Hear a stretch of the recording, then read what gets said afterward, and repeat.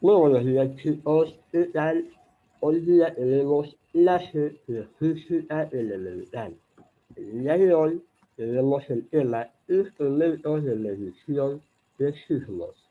Como lo vamos a ver en la vista, tenemos un sismógrafo vertical. Bueno, a la fecha, miércoles 28 de abril de 2021, ¿ya?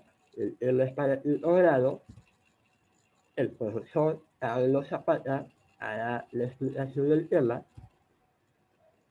y empezamos a continuación. Las recomendaciones son las mismas de siempre, ¿ya? Tenerlas muy en cuenta durante la clase presencial. Bien, ¿cómo se miden los sismos? Como notamos en la vista, tenemos dos tipos de sismógrafos, ¿ya? Estos se llaman sismógrafos. Sismógrafo horizontal y perdón, vertical, fíjate bien, sismógrafo vertical y sismógrafo horizontal, ya, vertical hacia la tierra, horizontal hacia la tierra. El eje horizontal tiene un péndulo, según cómo se mueve la tierra, notamos que este péndulo se va moviendo de lado a lado. Ahora, los movimientos sísmicos son detectados por unos aparatos llamados sismógrafos, también conocidos como sismómetros. Ayudan a medir el tamaño del movimiento de diversas direcciones. ¿Ya? Ahora el sismo se mueve en diferentes direcciones, no solamente una. ¿Ya? El sismo se mueve de forma horizontal, lado a lado, como también de arriba hacia abajo. A lo largo de un sismo se puede medir tanto su magnitud como su intensidad. Cuando hablamos de magnitud e intensidad, estamos hablando de escalas de medición de sismos, ¿ya? Que son las más comunes, la escala de Richter, la que brinda información sobre la magnitud, ¿ya? O causa del siniestro, y también tenemos la escala de Mercalli, que indica la intensidad o los efectos de un sismo sobre la superficie terrestre, ¿ya? Tenemos algunos datos curiosos. Cabe recalcar que el primer sismómetro de péndulo horizontal, ¿ya? Mm, sismómetros de péndulo horizontal fue creado por el minero y geólogo inglés John Mill. Esto fue en el año 1880, ¿ya? Luego tenemos otro instrumento de medición de sismo es el acelerómetro o acelerógrafo.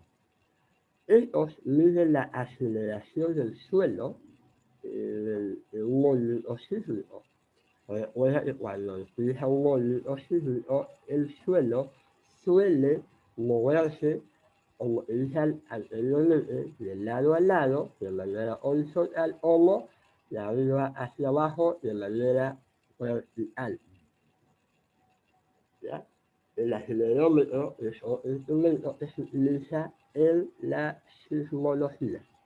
Ahora, existe eh, también la representación gráfica de un sismo al cual se le llama sismograma. El sismograma viene de el sismómetro. ¿Ya? Como notamos acá, esta rayita que ven acá se llama gráfica de un sismo, el cual lleva un nombre sismograma. Ahora, eh, el primer, digamos, sismógrafo que se conoce en toda la historia de la humanidad fue construido en China alrededor del año 130 después de Cristo. Como lo vamos a en la vista, lo que acá que vemos es el primer sismógrafo. Y Osadera fue construido este sismógrafo por el científico chino Shan He. Ahí lo tenemos en la lista. Shan He fue un científico chino, ¿ya?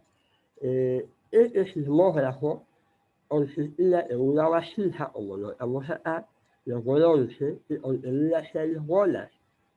¿Ya? Estas bolas estaban en el equilibrio en las bocas de los dragones. ¿Ya? Estas imágenes que vemos aquí son los dragones. Y ahí sobre ellos está posado una bola por imagen, por dragón. ¿Ya? Esto estaba alrededor de la vasija. Entonces, cuando empezaba el sismo, esta vasija se empezaba a mover y si se caía una bola que estaba en el equilibrio, de acuerdo a la cantidad de bolas que se caían, era la intensidad de un sismo. A mayor caída de bolas, era un terremoto. ¿Cuáles son las consecuencias que tienen los sismos? Nosotros, en la actualidad, no hemos vivido un sismo de proporción o de nivel terremoto, simplemente hemos estado en un temblor. De repente nuestros papás sí, entonces vamos a ver qué son las consecuencias de los sismos. Una de las consecuencias son las destrucciones, tanto de las viviendas y edificios, así como también de puentes y carreteras.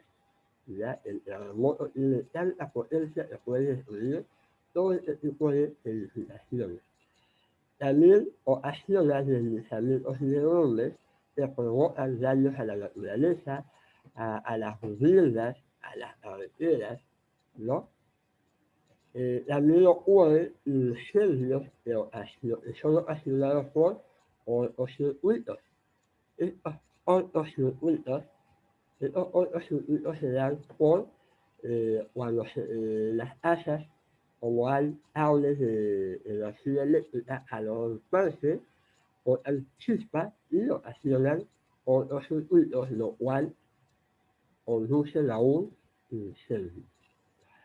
También ocasionan crecientes en los ríos, ya que se rompen las represas de agua, la cual son agua potable para cada una de las casas, se rompen y llegan pues a invadir calles, ríos, etcétera, etcétera.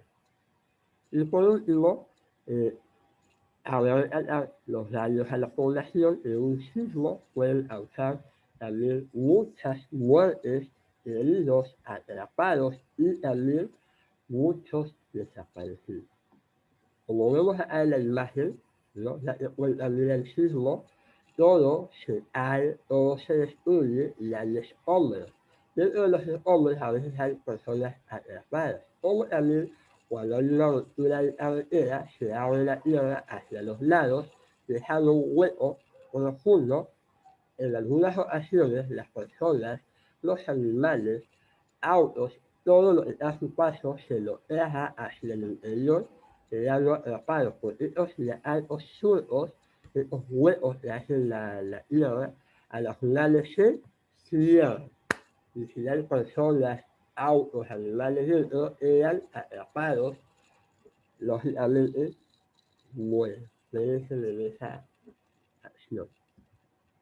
Bien chicos, ahora tenemos este pequeño mapa, el cual vamos a trabajar en clase, ¿sí? Está también desarrollado en el PDF, ya para que lo puedas completar, ¿correcto? Con Alma empezamos a completar el mapa. Muchos me preguntan, profesor, ¿cuál es el título del tema? El título del tema es Instrumentos de medición de sismo, ¿correcto? Tenemos las preguntas de retroalimentación, que son 4. Los sismos se miden mediante instrumentos llamados sismógrafos o sismómetros. Y el primer sismógrafo, Chancel, alrededor del año 130. ¿Cuál es el instrumento de medición parecido al sismómetro? Tenemos el acelerómetro, el mide, o sea, la aceleración del sismo. El primer sismógrafo de péndulo horizontal fue creado por John Mills en el año 1880. 80. Dígitos de esta manera termina la explicación del tema. No olvides trabajarlo en clase sin ningún tipo de desorden. Ahora sí, chicos, vamos a trabajar la hojita de aplicación. Recuerda que tenemos exposición en la parte final del PDF. Tenemos dos temas en las cuales vamos a exponer. ¿Sí, chicos? Bien, los grupos están la distribución de grupos está en el grupo de los grados. Bien, sin más que decir, nos vemos muchachos, cuídense mucho y tengan una buena día de clase. Chao, chao.